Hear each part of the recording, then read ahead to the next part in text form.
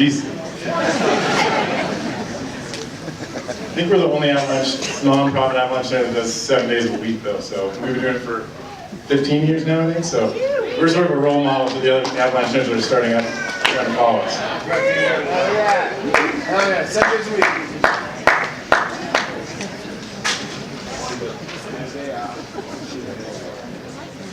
Well, guys, thanks for coming out tonight. It's awesome to see so many people here. I love it when we pack the house.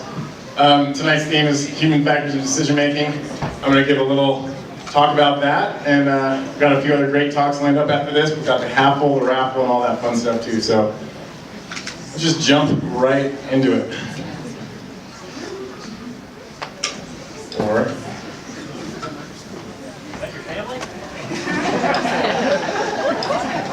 sometimes we make bad decisions out in the backcountry.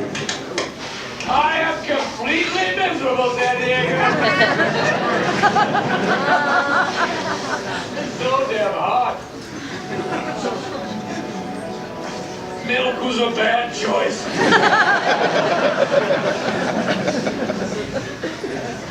Here's another example of maybe a well-analyzed but poor Florence, decision. Oregon, 1970.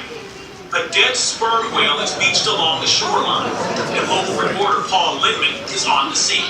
The Oregon State Highway Division not only had a whale of problem on its hands, it had a stinking whale of a problem. What to do with one 45-foot, 8-ton whale dead on arrival at the beach near Florence? As the corpse begins to decay, city officials and the highway department are forced to figure out a way to dispose of it. After thoughtful consideration, they reach a consensus. Create an explosion so big that the whale will be blasted to bits. The remaining pieces will then be carried off by seagulls and crabs. Highway Department worker George Thornton thinks it's a brilliant idea. The thing is, we're not sure just exactly how much exposing to take to disintegrate this thing, so the scavengers, seagulls, and crabs and whatnot can clean it up. Workers rig the explosives on one side of the whale in hopes to blast it toward the water. Police create a safe zone around the area, and curious onlookers are moved a quarter-mile away. 6, 5, 4, 3, 2, 1, ignition. Bits of whale rained across the beach. Then the pieces reach the crowd. Onlookers realize the tiny pieces are not so tiny.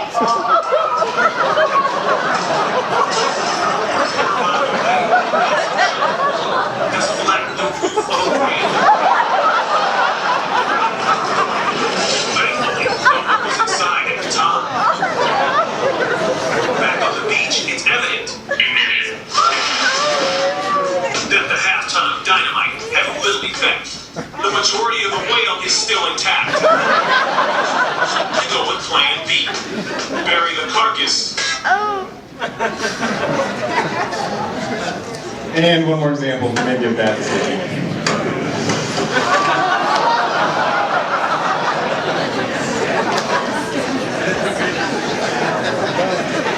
So we all do this stuff, right? We all think that we're pretty smart, but we make mistakes. So tonight I'm going to talk a little bit about one of these traps that we fall into, especially when we're in avalanche terrain, and then what strategies can we employ to deal with it. This quote kind of summarizes it all for me. We think that we're rational, but we really aren't. Not all the time anyways. So the brain, it kind of operates. We try to make decisions for rewards or for cognitive control and that sort of thing, but really our brain is processing things all the time, so much time that it creates these shortcuts just to make life simpler so it doesn't have to work as hard. So these shortcuts are rules of thumb, or what we call heuristics, and normally they actually benefit in our favor. You know, if you're crossing the street and your brain decides to look left, and it's like your brain does certain things, and these heuristics generally benefit us, except for some of these difficult decisions that we make. And then traveling in the backcountry is an example of a wicked environment. So there's kind or wicked environments. A kind environment is like a weather forecast, because you've got some weather forecaster in the office and he might say it's going to snow a foot, and say it's sunny and bluebird all day, and everyone comes knocking on his door and is like, you really messed up on the forecast. He gets direct feedback. When we're traveling the avalanche terrain, we don't get direct feedback, rarely. And when we do, it's usually in the case of a scary avalanche, potentially an injury or even a fatality. So it's like we get rare feedback, and when we do, it's really dangerous. Especially with some of our more difficult avalanche problems that we talked about. And oftentimes here in Colorado, these deep slabs and the persistent slabs. Ian McCammon did some research about 10 years ago, looking at all sorts of avalanche accidents that had happened using a big database, and kind of discovered about six key human heuristic traps that we all fall into, or that were kind of a recurring theme in these avalanche accidents. So I'm going to run through them pretty quickly. I think some folks have heard of these already, but if not, familiarity. I'm going to throw some quotes that kind of give away like you're falling into that trap. I've ridden here before. Like I've been here before. It's just our mind. It's simpler. We doesn't have to think as hard if we're in the same spot, so it's not observant to potentially dangerous observations if we sort of tune out if we're in somewhere that's familiar. Acceptance. We want to be liked by our peers. We want to be liked by people that we want to respect us. Sometimes that means the girlfriend you're with, the boyfriend that you're with, could be your, a mentor or something. So we make decisions sometimes trying to gain acceptance. Consistency is like summit fever. We're almost there. Your brain doesn't like to reassess. It doesn't like to stop and reevaluate. It likes to continue with the decision that it's made. That's just easier. There's less neurons going through your brain if you don't have to change your mind. So we're all stuck to that one too. Expert halo. This is that trap where like maybe there's someone in the group who has, it may not even be more expertise, but they show some more leadership, or maybe they're older, maybe they're a better skier or something, and we kind of lean on them for decisions, and whether they're making the right decisions or not doesn't necessarily matter, because we trust them blindly. That's another heuristic trap. And then the tracks or scarcity ones where, it's a powder day and we're worried it's going to get tracked up and we want to go make some extra risky decisions. Our brains are tuned to value things that expire. So that's another heuristic trap that we fall into. And then social facilitation. This is where we get emboldened by seeing other groups doing something too. So if you see, let's go away from avalanches, if you see like at the bike park your friend does a big jump, you feel a little extra courage to do it. Same thing in the backcountry. We see another group heading out, and maybe skiing a bowl or maybe just heading out into the backcountry, we suddenly gain a little bit more confidence in our own decision and our own risk tolerance. And the marketing world has caught on to this. They've been studying a lot longer than we have in the avalanche industry, and so they use these tactics to try and get you to buy stuff. Here's just a few examples. Steep and cheap is one of those, that's that scarcity one where it's like, you've got 5 minutes left, or there's 21 items left, and it's like, oh gosh, I gotta buy it. It's like, you don't mean to, but you feel that scarcity thing. Everyone's getting the bug, you're doing, that's a social facilitation thing. Acceptance right here, And then, expert halo, Brad Pitt. He gets glazed, why wouldn't I wear that cologne or whatever? So, this is just an example of how it's not just in the avalanche world, it's all over the place. So I got a little question for you guys. Think about this, answer in your head. Every card that has a D on it has a 3 on the other side. So which cards are you going to flip over here to answer to kind of prove that right? Yeah. So you think it's right? True statement? What if that one, if we had flipped that one over, that would sort of prove our statement wrong, right? So this is what we call confirmation bias. Our brains are focused on, we have a belief, and they tend to steer us towards observations that confirm that belief, rather than look for things that would dispute it. And that's something that we're all prone to. So changing this over to maybe an avalanche related thing here, it's like, say you are, maybe you've read the avalanche report, or you've talked with your friends, and you're like, you know what, we believe that every slope that is wind protected today is stable, and we can ski and wind protected slopes safely. So when you're out on your tour, you might be looking for, you might see, oh, there's a wind protected slope, and see, well, it's pretty stable, or maybe you see some no signs of instability, match that up with the wind protected slope, but you might look past that key observation, cracking snow, which is telling you, if going back to these other examples, going back to D, like that might be your red flag that you didn't, and you just kind of look past it because you're looking to prove yourself right more often than you are trying to prove yourself wrong. You guys ready for another funny video? Oh. Intermission. I'd call this one social facilitation, maybe? Acceptance.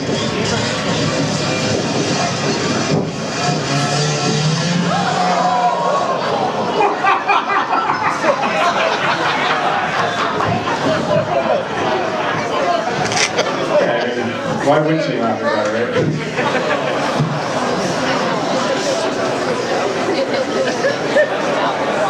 So, bringing it back in. I've made plenty of poor decisions in my career in the backcountry and as a recreator as well. And I think it's important to like share that, you know, it's like people might think, oh, you're a professional, you know what you're doing. It's like, I'm equally, or if not more, tuned to make these like poor decisions as everybody else. And this is an example when I was going to grad school in Bozeman, Montana, and I was visiting my girlfriend at the time down in Jackson Hole, and I'd lived in Jackson for about 2 years, and so I was really familiar with this terrain. This is an area called Rock Springs. It's a side country right outside of the boundary of Jackson Hole. Let me see if I can. This is the boundary, the scary boundary, and this is what they kind of call slack country or gated exits. You like exit out the gate and you ski down one of these bowls here. It was a obviously dangerous day. It was, I don't know if it was rated high or considerable that day, but it was one of those big storms, 2 or 3 feet of snow on a weak foundation, early season, and you know we chosen that day. We're just going to ski in bounds and have a great powder day in bounds, and so. Like that was, we skied for like 6 hours that morning, and then, or through the day, and then at some point, we started to see other groups heading out of bounds through the gates, and we're like, huh, like maybe it's not as bad as we think, or, you know, started to like reinforce the idea, like maybe we go out. And of course, it's getting tracked out in bounds, and so there's that scarcity that we want to go out of bounds and find some of that fresh snow that's all getting tracked out in bounds. So this is the bowl we skied into, and we decided, we basically made a decision like, I was like, you know, I think we can go in there. I bet there'll be some tracks. People skied it up, and so we can manage it. And it's, you know, there's a couple little rollovers here that it's pretty manageable terrain, so we'll be fine. So we get there and stop at the top, and of course there have been a few other groups through, so kind of looked. And this, and I'm just going to throw some of these human factors out as I talk about. So this is a bowl that I had probably skied like 20 or 30 or 40 times. So I was very familiar with the terrain, knew like the back of my hand. We had seen those other groups going out and seen tracks in the bowl now, so now we're doing this social facilitation. You know, it's tracked out. We get to this bowl, and I can see that like almost all the groups have descended right here, and I'm like looking over at my skiers, right? This whole thing is totally fresh powder, and it's like, oh, there's that fresh tracks calling your name. And so again, it's like I look back at my decisions at that moment, like what was I thinking? But at the time, you know, like you're having these human biases that we all have. So. Scarcity tracks. And then, you know, with this gal, I was like trying to impress her, and I was like, let's go, like, I'm sure it'll be fine if we go over there, and like, we can get to this, like, you know, a little bit mellower over here, and we just gotta cross this one little pitch, and I'm sure we'll be fine, and, you know, so there's a little bit of that acceptance factor. And then, she, you know, she's like, I trust you, like, you're in grad school, you obviously know what you're talking about, so, you're chasing a master's in snow science, of course. And, so I started traversing across, and I got like maybe, you know, 100 yards, like a third of the way across, and I had this like sinking feeling in my gut, like, this feels wrong. And I put my hand in the snow, and I could feel exactly what I knew was there, like weak snow at the bottom, a 3-foot slab above, or 2-foot slab. But I'm like, oh, I'm really close to getting that lower angle pitch, like I'm just gonna stick, like I'm just gonna keep going. I take 1 or 2 more steps, and the whole slope collapses. And I was caught right in the middle of a pretty large persistent slab, like I call it D2, D2.5, and I got carried, and I got really lucky. I got stopped right on this bench before it rolled over that bowl. It would have been a scary burial. So I mean, I got lucky, but it's like a close call, and we all make these sort of decisions. So the idea of presenting this is like, you know, we all, even someone who knows the snowpack really well and understands it, like I look back at my decision making, but like at the time, it's sort of, I was able to talk myself, like rationalize through all of it, but you know, you look back and you're like, of course, like hindsight's 20/20. Like, what was I thinking? So, cool. We're still working.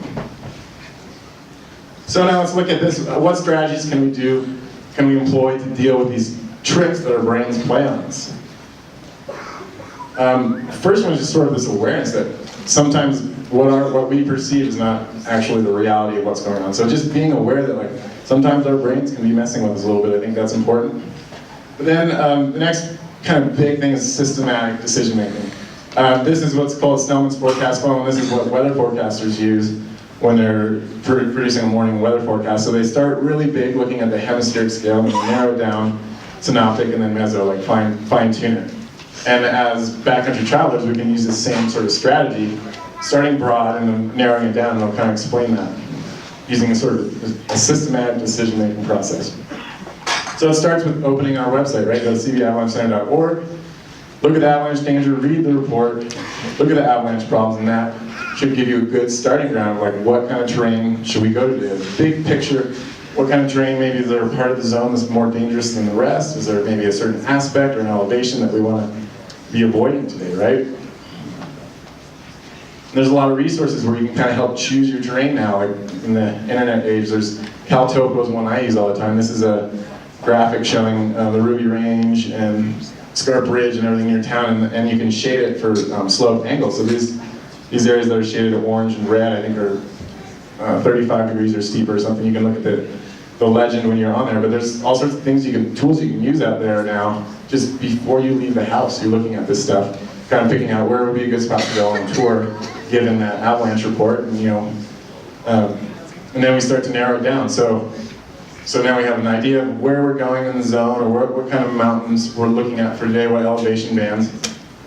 And when you pick an area, and maybe it's we narrow it down to like Conies or Mount Emmons or Schuylkill or something like that. We narrow it down, and here again before we get into that avalanche terrain, before we start to get those biases in our brain, we should make no-go terrain before we even leave the car. Like, what is a run that, given today's avalanche report, or given the observations, or given our knowledge of the area, like we're not going there today, no matter what.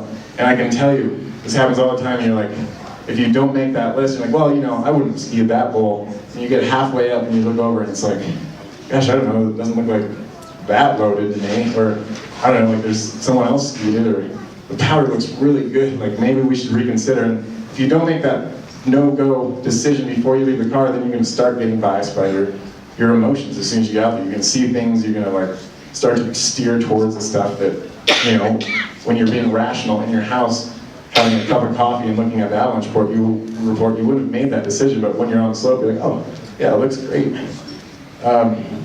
So there's a lot of resources out there for this narrowed down. This is a terrain atlas of our area, and looking again at Google Earth, you can look at this stuff before you even have to leave the house. I work as a part-time guide at Irwin, and we do the same thing every morning. When we get to the guide room, we have a forecast meeting, and before anyone goes out on the train to do explosive work or to do guiding or anything, we have a run list, and we say, today these runs are closed. Like based on what we saw with the weather, with our forecasts, and what we've been seeing, like these runs are closed, and no matter what, we're not going to them, no matter what. Like there's plenty of other options. There's always another option. And then we have runs that we are open, like, well, we're open unless we see observations that would make us think otherwise. And it doesn't mean that you go blindly into it. It means that, well, we're considering our open. Then we have SAS that we call standby, which means like after we do maybe explosive work, then we have a team meeting and we can rationalize to open it up using like thoughtful decision-making process, not just like, well, we feel like it's good today. So this is an example of how we use it operationally, but you can apply that same idea when you're touring with your friends. So now let's get into the fines thing. So now you've left the car, you've got your no-go, your go list, or your closed list, and then you're open for business, but not necessarily, just depending on what you find out there. So then this is where you make observations. You're out, you're climbing up on the skin track, and you're poking in the snow and all that stuff, and really what you're looking to do, this is just, I just pulled this off of Aries website, but these are all sorts of like critical observations that you can make when you're out in the field to kind of clue you into these certain avalanche problems and everything else. So really what you're looking to do when you're out there is to prove prove yourself wrong. Like now.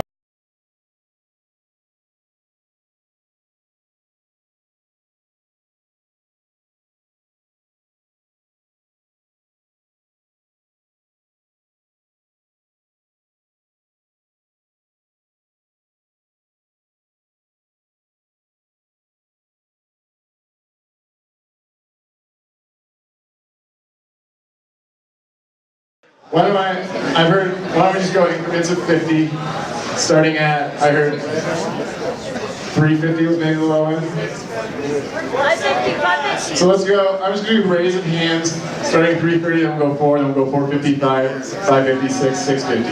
How's that sound? So 300, 350, 400, 450, 500, 550, and then 600. I don't know, what do we think? What did it look like? 500. 500. It seemed like most people were about 500. Okay. So, now we've all entered our guesses, right?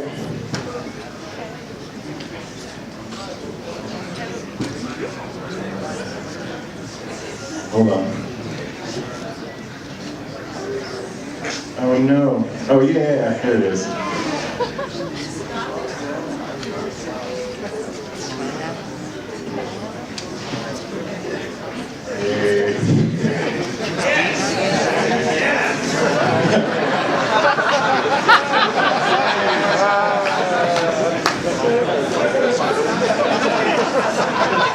That was my bell.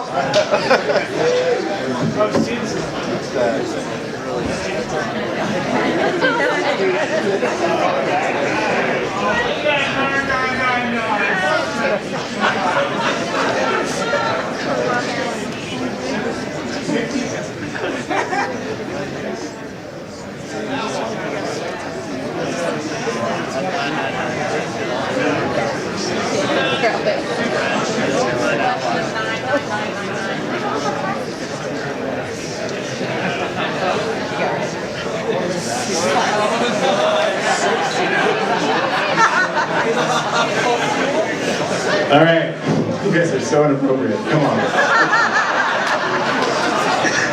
So 434 was the average of all of our guesses. And then we're going to go see what the actual number is.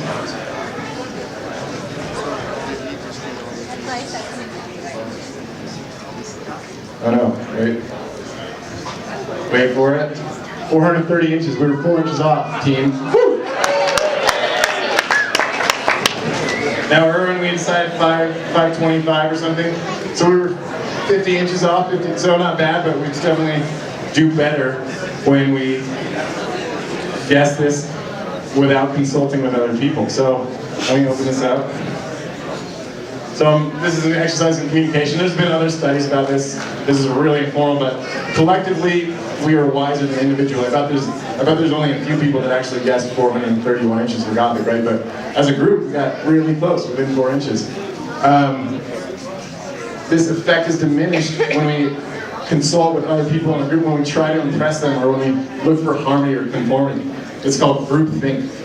So when we're trying to appease the whole group, and actually that whole collective thinking process is actually worse. So what does that mean for our communication?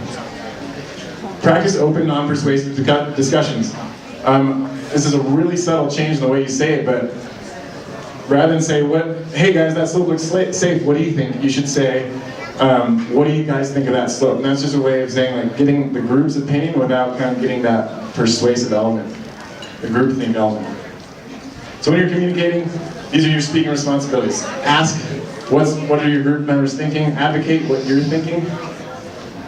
Be observant and share your observations with your group, and then ask for clarification if you don't understand what your partners are thinking. And then as a listener, you also have to be a good listener with your group. So pay attention, respect their message, and confirm your understanding with them if you're not sure. This is a podcast that I've been listening to. It's new this year. It's called the Slide Down Lunch Podcast, and he's doing a great job with this human factor stuff. So I recommend checking it out.